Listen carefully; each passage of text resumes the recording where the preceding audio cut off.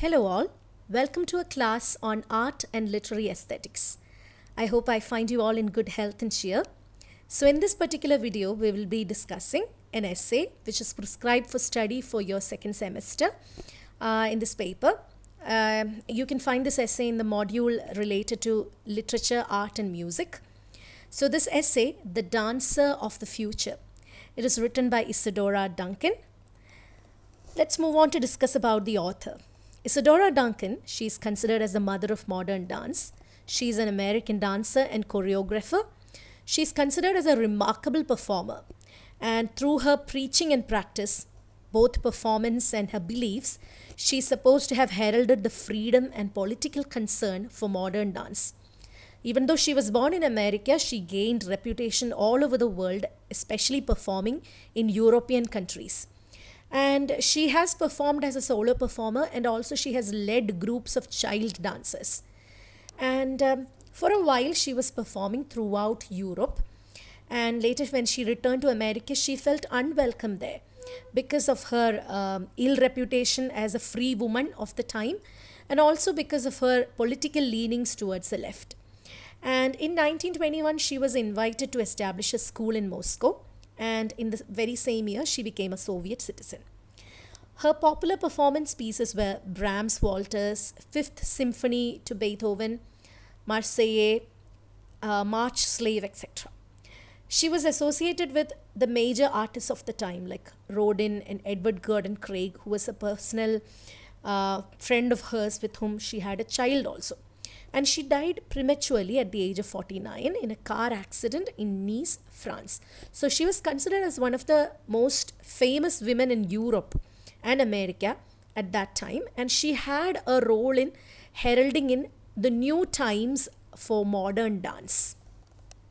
So the essay we have to study, The Dancer of the Future, it's actually an extract from Isadora Duncan's 1928 book, The Art of the Dance. And it's a small essay, and for ease of understanding, I have divided it into 5 sections. The first section dealing with nature and dance. Then she moves on to talk about movement in dance. And then she critiques a modern school of dance. And then she discusses about the spiritual connect of dance. Finally, she provides tenets for a new school of dance for the future. So, in the first part of the essay, she discusses about nature and dance.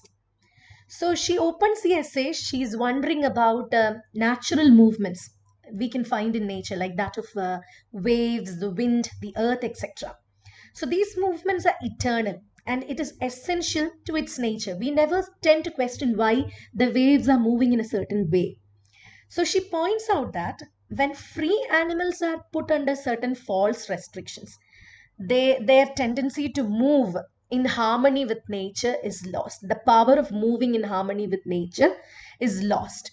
And then when they are put under false restrictions, what happens to free animals is that their movements will now express the restrictions placed on them rather than their natural drives for movement. So each animal or each being on earth has a natural movement associated with it.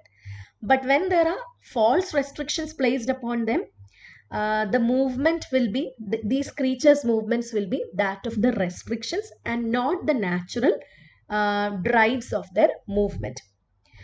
And then she goes on to talk about human beings.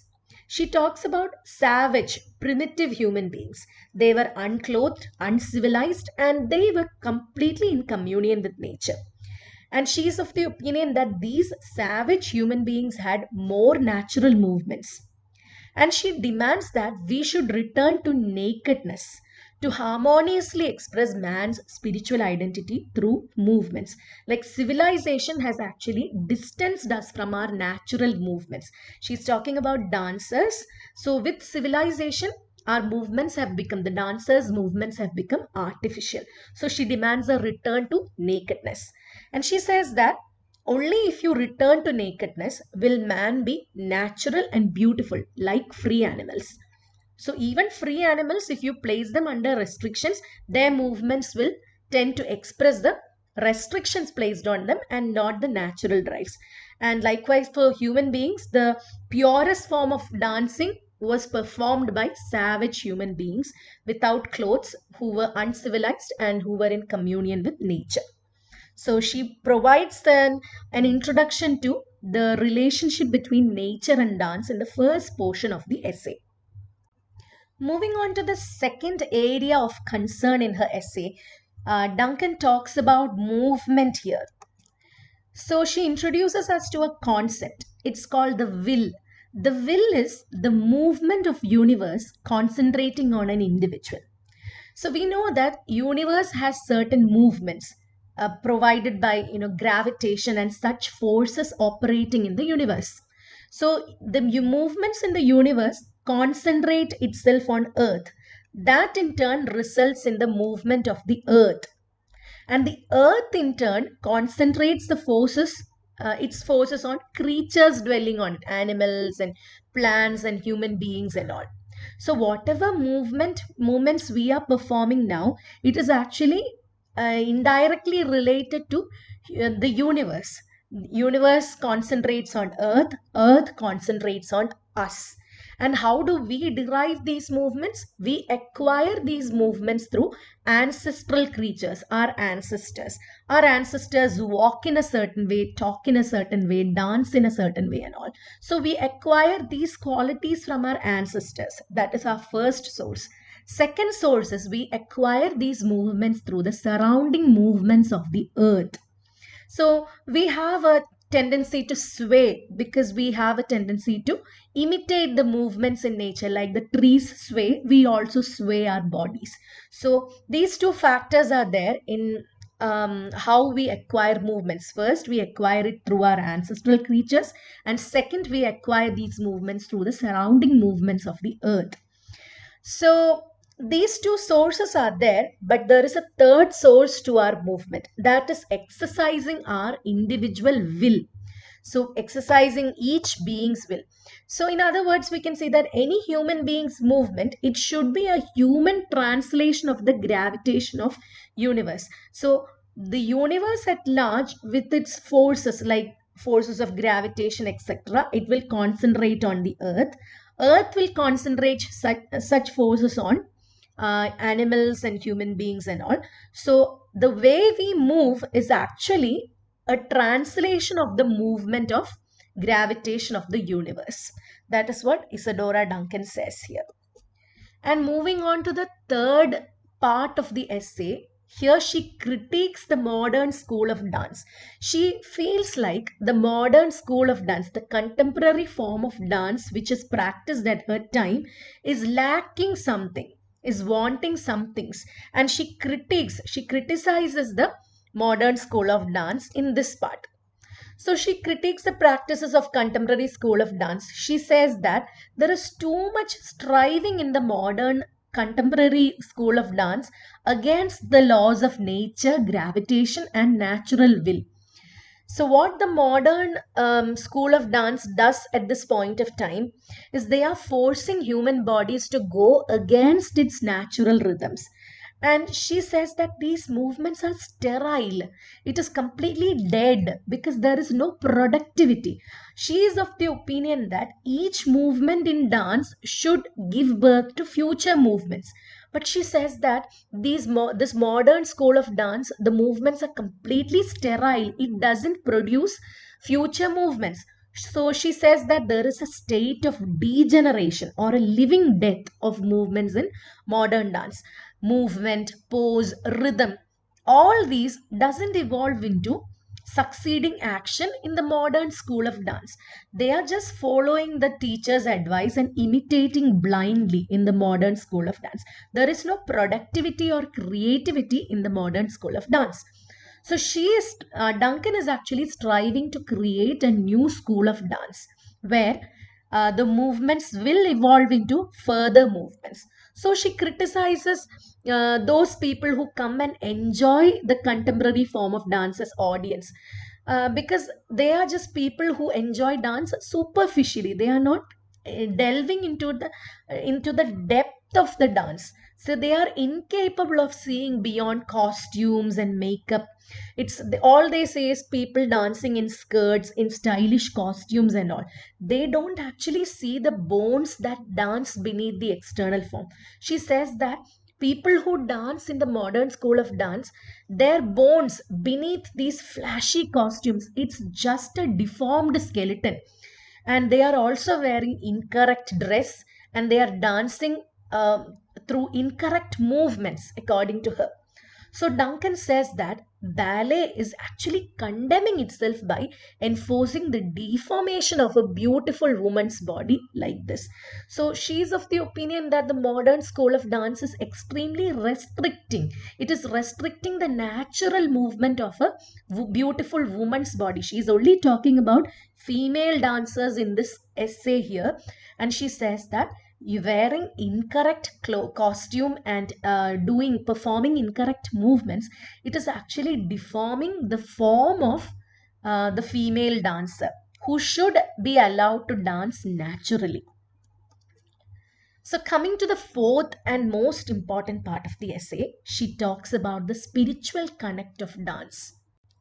Coming to the fourth part of the essay, Isadora Duncan, she dictates that her purpose in life is pointing out the mission for the dancer of the future.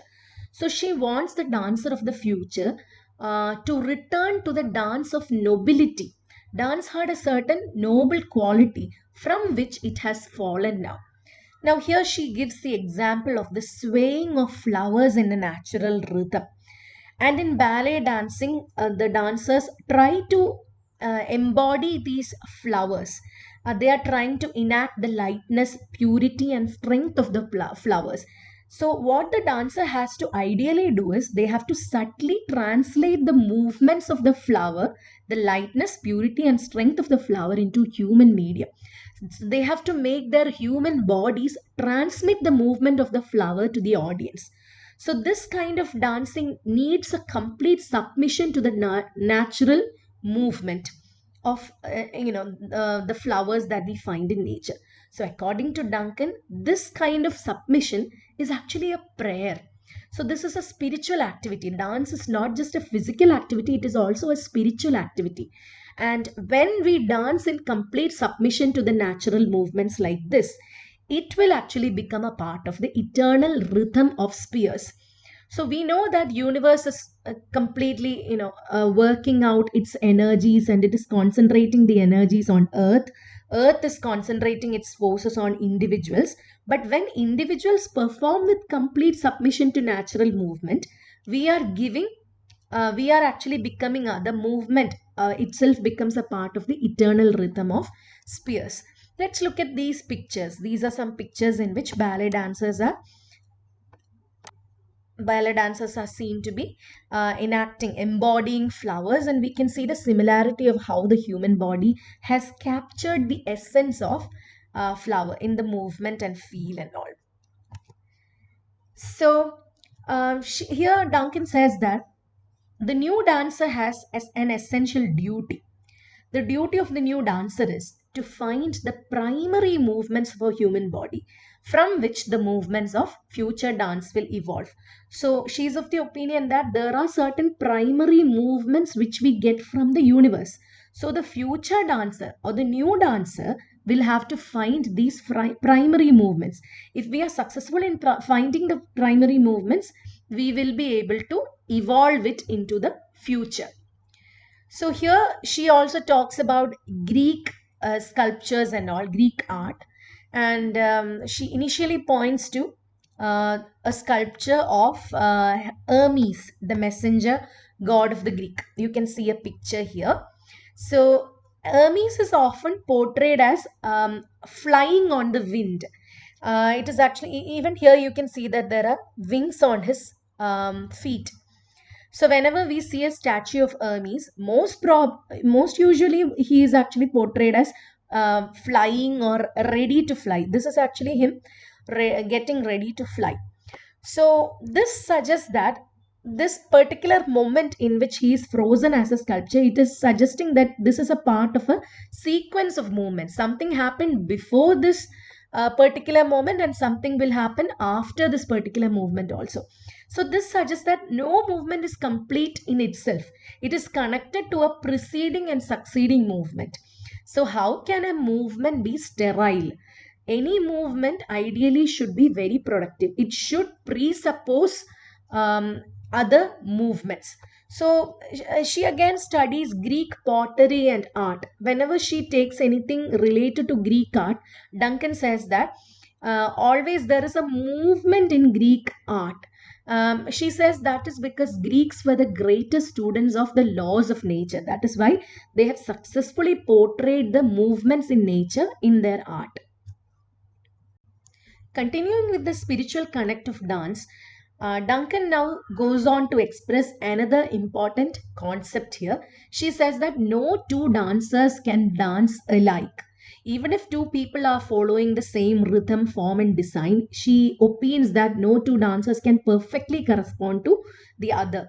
And she again cites a Greek architecture or sculpture. She points to a Greek statuette of a dancing Cupid. Here, Cupid is embodied as a child, and Cupid is performing some kind of dance in this particular statue. And she says that this in this particular statuette, Cupid is represented using plump little feet and arms, chubby feet, chubby arms. The sole of the foot is resting flat on the ground and all. It seems like the natural movement of a child. Like sometimes you watch some shows in which kids are performing dances, and sometimes you feel like this is not natural because the kid is acting like an adult. It seems unnatural. But the Greeks, for their most part, they have been very faithful to the natural movements in their art. The way they have captured the dancing Cupid, they have completely represented that Cupid as a child, giving it chubby arms, chubby feet, and the foot resting flat on the ground.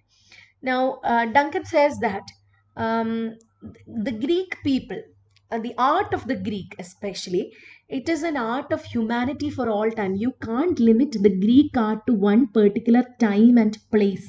It is the art of all humanity for all time, because the Greek remained faithful to the forces of nature in their representation. Now, Isadora Duncan points out a very controversial statement. She maintains that the noblest of art is the nude art. She says that dancing naked is an activity she thoroughly enjoys, and she says that whenever she dances naked, she follows Greek positions, because Greek positions are earth positions. By Greek positions, she probably means the positions or the structures maintained in Greek art, etc. So the dancer's instrument is human body itself. Isadora Duncan feels like in painting and sculpture and architecture and all these things, nudity is celebrated. But the dancer whose instrument is human body, they have forgotten the nobility of nude art. Now, finally, she comes to the fifth part of the essay, and here she draws some tenets for a new school of dance she wants to establish. Now, here the author opines that a new school of dance, it should begin with a movement which is in harmony with and will develop the highest form of human body. So, human body should be celebrated in this new school of dance, according to Isadora Duncan. And human body should be in harmony with nature and its own soul. And she here intends to find a school to found a school and build a theater, and she wants to train little girls, but she doesn't want them blindly imitating movements, but she wants the little children, little girls especially, to make their own movements. So rather than training them in to study certain definite movements like the modern school of dance is now doing, Isadora Duncan strives to develop these movements which are natural for them. So she wants to train children from a very young age, and she wants to develop their natural movements. So hers is actually, we can say that it is a school of natural movements. Each dancer will dance according to the natural movements for their individual body and individual soul. And it will be beautiful at every stage of its development. So we will catch them young, like little children, they'll join this particular school at a very young age, and at every stage of their development from childhood to adulthood to maturity, they will dance according to the natural rhythms and natural movements inherent in them, and it will be beautiful. That is what Isadora Duncan says. And another point is, she considers this new school of dance as a school of productivity, because all the movements in the school, it won't be sterile, it will be presupposing future movements. And again, she says that this new school of dance will be a museum for the living beauty of the period. So she says that the school will cater for the development of female sex in relation to beauty and health of women in each stage of the development of ideal form of woman. So she says that travelers will be visiting these schools. She means to establish these schools in different countries. So she says that while travelers are visiting these schools from different parts of the world, they will find the ideal beauty of woman in these countries, in these particular schools. And she also says these models of ideal beauty she means to create in her school, it will be in contrast with the preserved beauty of antique sculptures in museums, etc., because this will be a live museum, and it will strive to create and exhibit a sequence of the evolution of beauty. At one point of time, you will go to one of these schools and find a form of female beauty that is perfection according to its time and place. If you go to the same museum in the next 10 years or something, that won't be the ideal. The beauty standards will have changed. That's what she means here. And here she also discusses the story of a statue of a Roman girl which was discovered under the reign of Pope Innocent the VIII. And all people were thronging here to watch the beauty of the Roman girl. Finally, the Pope had to bury this statue, because that is the demand for viewing beauty. People will come in throngs from different places. So she says that she is definitely inspired by the Greeks, but Duncan doesn't mean that she is meaning to revive the antique Greek dances. She says that it is impossible and rather unnecessary. So she says that the dance of the future, it will be a new movement altogether. So she puts forward this high concept that the dance of the future will have to become again a high religious art as it was with the Greeks. Now she sees dance as a spiritual, a religious activity, a religious art. Greeks considered art as religious, and she wants a return to that concept, because she says that, and I quote, "For art which is not religious is not art, it is mere merchandise." So she says that art is merely something to be sold and traded for if we are not considering it religious. If we are not giving it a spiritual realm, art is nothing but a product.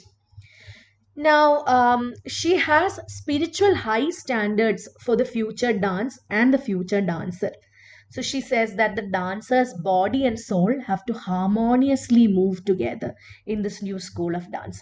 The dancer should not belong to any particular nation. She should belong to every nation all over the world should identify with the dancer. And she should not be dancing in one particular form.